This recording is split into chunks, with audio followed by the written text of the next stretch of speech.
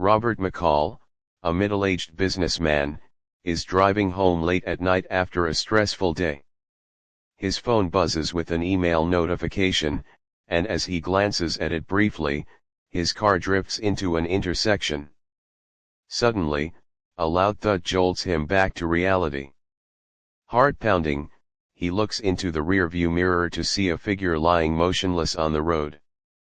Panic grips him, and instead of stopping, he speeds away, his mind clouded with fear. Victor Alvarez, a young college student, lies on the pavement, unconscious. He had been riding his bicycle home from a late-night study session. A passing motorist stops and calls 911, setting in motion a chain of events that will change both his and Robert's lives forever. Victor's mother, Maria, rushes to the hospital after receiving a call from the police. Her son is in critical condition, suffering from multiple fractures and internal injuries. She is told that he may face months of recovery and potential lifelong disabilities. The news devastates her. Victor is her only child, and she has sacrificed so much to ensure he has a better life. Meanwhile, Robert wrestles with his guilt. He tells himself it was an accident, but the knowledge that he left the scene haunts him. He considers coming forward but fears the legal and social consequences. Instead, he buries himself in work, hoping to forget the incident, but nightmares and constant news coverage of the hit and run prevent him from escaping his conscience. Detective Laura Bennett is assigned to the case. A seasoned investigator with a reputation for solving challenging cases, she begins piecing together the evidence. Security camera footage from nearby businesses provides a blurry image of Robert's car, and witnesses offer fragmented accounts of the incident.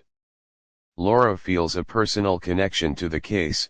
Her own brother was a victim of a similar hit and run years ago. She is determined to bring the perpetrator to justice. As the investigation progresses, Laura begins to close in on Robert. She obtains a partial license plate number and narrows down the list of possible vehicles. Robert's guilt becomes unbearable. He avoids his family, loses focus at work, and starts drinking heavily. One night, after another restless sleep, he confesses everything to his wife, Sarah. Shocked and disappointed, she urges him to do the right thing. "You have to turn yourself in," she says. "Victor and his family deserve to know the truth." Reluctantly, Robert agrees. The next day, he contacts a lawyer and prepares to face the consequences of his actions. Scene 5, the arrest and trial preparation. Robert turns himself in, and Detective Bennett is both relieved and skeptical of his motives. She interviews him, seeking to understand why he fled the scene. Robert's lawyer advises him to plead guilty but negotiate a lighter sentence. Maria Alvarez, however, is furious when she hears Robert's story. "How can someone leave a person to die on the road?" she asks during a victim's advocate meeting. Her anger fuels her determination to ensure that Robert receives the maximum punishment. The courtroom is tense as the trial begins. Victor, now in a wheelchair, testifies about his recovery journey. His dreams of becoming an athlete have been shattered, and his future feels uncertain. Maria's testimony is equally emotional, detailing the financial and emotional toll the accident has taken on their family. Robert takes the stand, expressing deep remorse for his actions. "I panicked," he says, his voice breaking. "I was scared and selfish, and I've regretted it every day since." Judge Frank Caprio listens intently. Known for his fair yet compassionate rulings, he considers the impact of the crime on Victor and Maria, as well as Robert's willingness to take responsibility. Judge Caprio delivers a measured sentence. Robert is ordered to pay restitution to Victor's family for medical expenses and lost wages. Additionally, he must complete 200 hours of community service at a rehabilitation center for accident victims. Most importantly, he is required to meet with Victor and Maria as part of a restorative justice program, provided they agree. The meeting is emotional and tense. Maria struggles to contain her anger, while Robert finds it difficult to meet her gaze. But Victor, though still bitter, surprises everyone by expressing a desire to move forward.